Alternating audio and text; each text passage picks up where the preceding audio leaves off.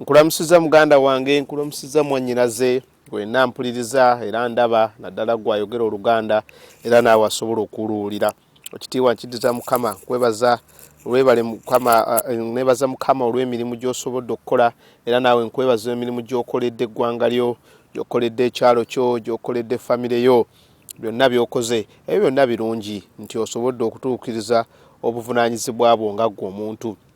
Naye waliwo era ekirala ky'olina okukola, olina okutuukiriza obuvunaanyizibwa bwo nga Katonda yakutonda. Weebuuze kubanga ebyo byonna nga tumaze obbikola, weebuuza nti kiki Katonda kye yantondera okukola. Waliwo Katonda kye yakutondera okukola, ekyo ng'okyakinoonyereza. Wamaze okutereza amakubo go naye wamaze okutereza mu layini yo ne Katonda yakutonda. Bayibuli egamba nti bw'atyo Katonda bwe yayagala ennyo ensi era n'okuwaayo n'awaayo omwana we omu yekka gw'azaala, buli amukkiriza aleme okubula oba aleme okuzikirira naye afune obulamu obutaggwaawo. Obulamu obutaggwaawo bwe ngenda okwogerako n'olwaleero, amannya gange nze Nkwanga Vincent. Obulamu obutaggwaawo bwe njagala okwogerako naawe, bwe njagala okugabanako naawe, Bayibuli egamba nti obwakabaka bwa Katonda bwo busembedde.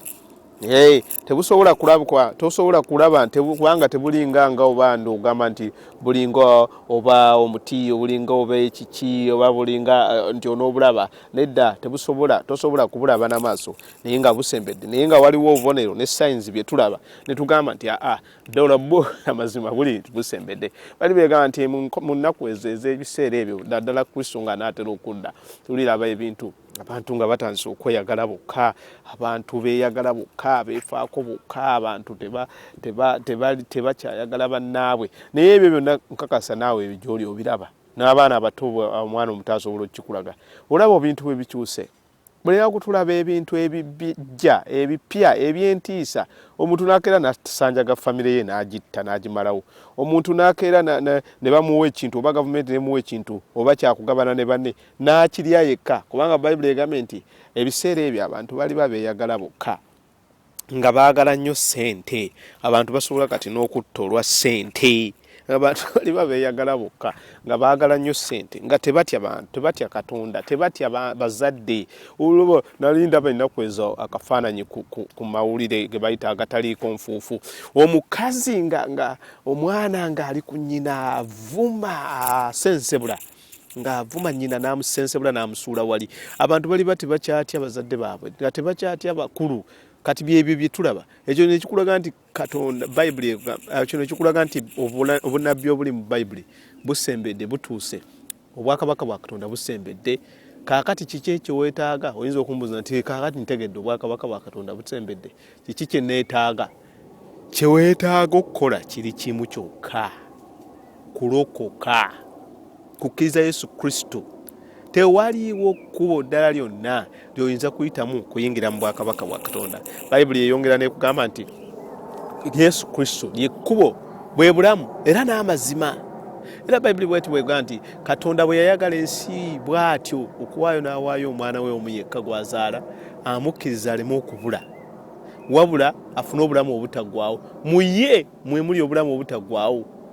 Teyakirumamu, Bayibuli ne teyakirumamu n'egamba nti tewaliwo ayinza kulaba bwakabaka bwa Katonda okuggyako ng'azaalibwa omulundi ogwokubiri. That means ng'asonyiddwa ebibyo n'abinaazibwako n'akkiriza Yesu Kristo n'ofuuka ekitonde ekijja.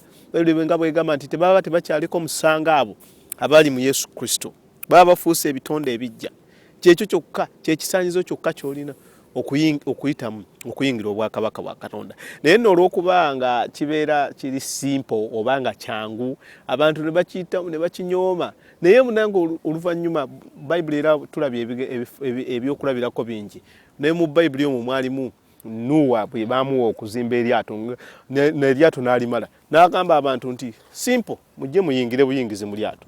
Abantu olw'okuba nga kyali simple nnyo ne bakigaana nga bawulira tebakyagala kikola olw'okuba nga kiri simple. Abantu nno tebaagala nnyo bintu simple, naye muyite omugambe nti onjagala okuwonya endwadde, leetayo omutwe gw'omuntu, leetayo ebizibu byonna, ebintu ebikaluba, bo balaba nga byebyo ebisaanidde.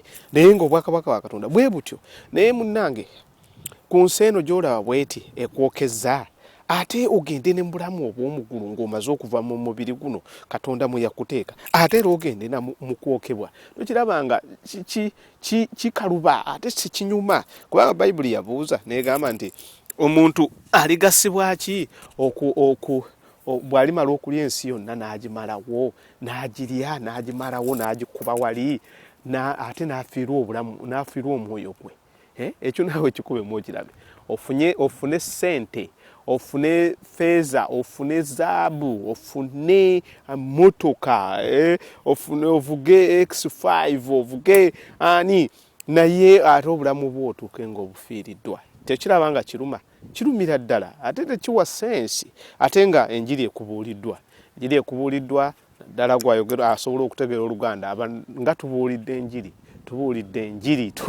enjiri naye okugikkiriza gw'okyalemye naye twebaza Katonda nti n'olwaleero oyongere n'ogiwulira era ebigambo bino by'owulira manyi bya bulamu era bigenda kukuzzaamu obulamu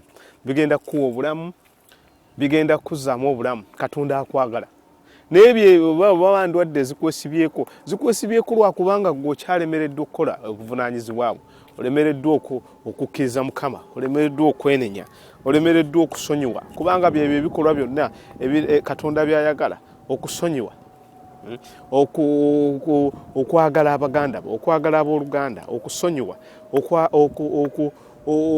okubeera ng'okyawa ekibi bw'okyenenya tewaliwo Katonda ate wasobola kwakyuzinga ate era neyo endwadde tewaliwo weesobola kukulemerako singa oba weenenyezza ekibi ekyo nga weenenyezza ebibi n'osonyiwa abo bonna tewali nsonga lwaki tosonyiwa oyo muntu yenna gw'ogamba nti ono ye yankola kibi ki yakukola kibi ki nnyo oyo gwe kyotosobola kusonyiwa Katonda ng'agambye nti nkusonyiye ebibi byo byonna ndi wiringi obikusonyiwa singa obyenenya Bayibuli egamba nti bwenga tukkiriza Mukama ne twenenya ebibi byaffe byonna wakisa era asaasira ng'abitusonyiwa kyensaba nno muganda wange oba mwannyinaze ggwe ayogera Oluganda era ng'ompuliriza ng'oba ondaba nkugamba ekintu kimu nti kkiriza Yesu Kristo okufuuka omulokozi wo nkakasa era nkukakasa nti n'ebyo byonna by'okyalaba by'olabanga ebikyali ebizibu wadde ebikalubye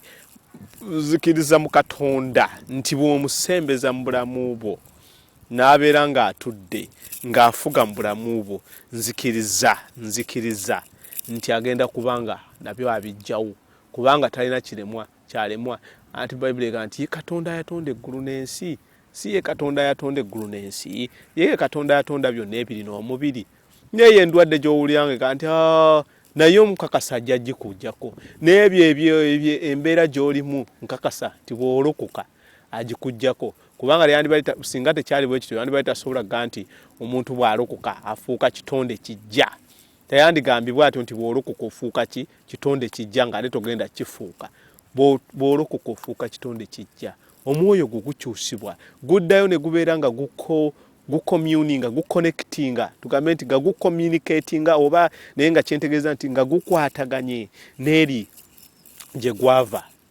Mukama akuwa omukisa baganda bange nina mikwano gyange besirema kugamba nti obulokozi bulina kugamba nti mukizo obulokozi mukwano gwange ameriddeewo mukwano gwange Kayanja mukwano gwange Makumbi mukwano gwange abeereeyo Manga Kwowino naye erinnya lye ntera nendyerabira naye ng'ate muno mukwano gwange tumaze na kyambadde mukwano gwange tumaze naye emyaka n'emyaka naye mubuulira ne bwati Kristo akwetaaga abantu mwe Kristo abaagala obulokozi bulina okulokoka Kizzo olina okulokoka Franka olina okulokoka mulina okulokoka Mukama abankuumire nebaza Katonda olw'ekisa kye era bw'obanga oyagala okwatula ebigambo eby'obulokozi gamba nti ayi Yesu olwaleero nzikiriza oyingire mu bulamu bwange obukyuse webale kunfiirira webale kunsonyiwa bibi byange era olwaleero beera omulokozi wange beera Mukama wange nzijuza amaanyi go n'ekisa kyo n'okwagala kwo eri abalala nzijuza n'omwoyo omutukuvu okusobola okwagala abantu nkwebaza Yesu kiwedde olwo nno kano ku kadakiika bubadde nga 10 bwenjogeredde ku bigambo bino kikumala okuyingira obwakabaka bwa Katonda ng'okikkiriza oba kikumala okugenda mu muliro ng'okiganye. Mukama akuwa omukisa.